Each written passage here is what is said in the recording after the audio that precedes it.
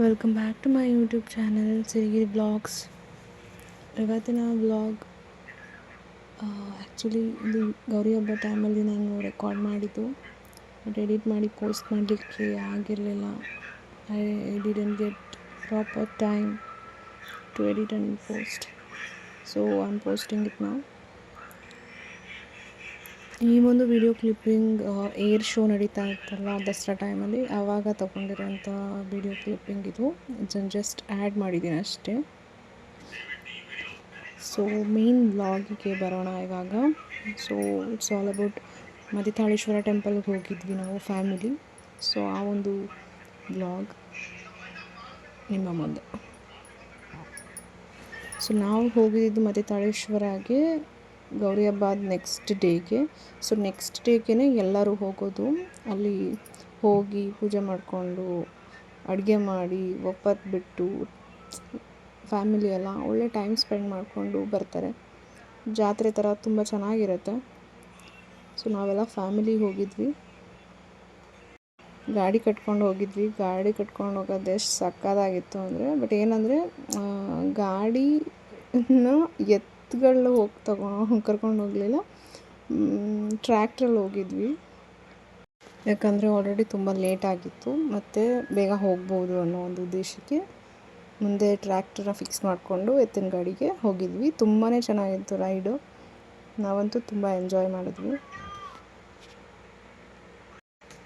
Roller coaster ಥರ ಇತ್ತು.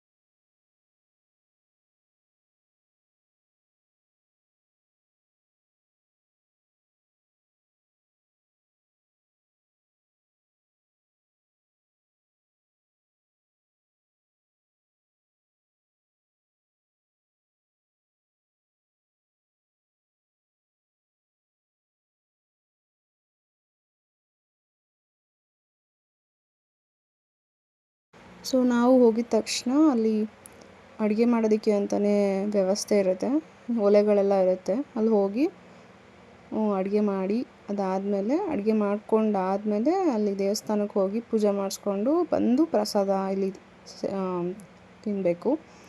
So ಎಲ್ಲರೂ ನೆಂಟರಿಗೆಲ್ಲ ಹೇಳಿರ್ತಾರೆ, ಹೊರಗಡೆಯವ್ರಿಗೆಲ್ಲ ಹೇಳಿರ್ತಾರೆ. ತುಂಬ ಚೆನ್ನಾಗಿರುತ್ತೆ. ಕೆಲವರು ಮರದ ಕೆಳಗಡೆ ಮಾಡೋರು ಮಾಡ್ತಾ ಇರ್ತಾರೆ ಆ ಕಡೆ. ಸೊ ಈ ಕಡೆ ವ್ಯವಸ್ಥೆನೂ ಇದೆ. ಸೊ ನಾವು ಇಲ್ಲಿ ಮಾಡಿದ್ವಿ. ಅದಾದಮೇಲೆ ದೇವಸ್ಥಾನಕ್ಕೆ ಹೋಗಿ ಪೂಜೆ ಮಾಡಿಸ್ಕೊಂಡು ಜಾತ್ರೆ ಎಲ್ಲ ನೋಡಿಕೊಂಡು ಬಂದ್ವಿ. ಸೊ ನಾವು ಹೋಗಿದ್ದು ಮಳವಳ್ಳಿ ಹತ್ರ ಇರೋ ಮದಿತಾಳೇಶ್ವರಗೆ. ಇಲ್ಲಿ ಹೆಗ್ಗೂರ ಹತ್ರನೂ ಒಂದು ಮದಿತಾಳೇಶ್ವರ ಇದೆ, 2 ಮದಿತಾಳೇಶ್ವರ ಇರೋದು. ಸೊ ನಾವು ಹೋಗಿದ್ದು ಮಳವಳ್ಳಿ ಹತ್ರ ಇರೋ ಮದಿತಾಳೇಶ್ವರಗೆ. ಸೊ ಅಲ್ಲಿ ಹೋಗಿ ದೇವ್ರ ದರ್ಶನ ಮಾಡಿಕೊಂಡು ಒಳ್ಳೆ ಫ್ಯಾಮಿಲಿ ಟೈಮ್ ಸ್ಪೆಂಡ್ ಮಾಡ್ಕೊಂಡು ಬಂದ್ವಿ. ತುಂಬಾ ಚೆನ್ನಾಗಿತ್ತು.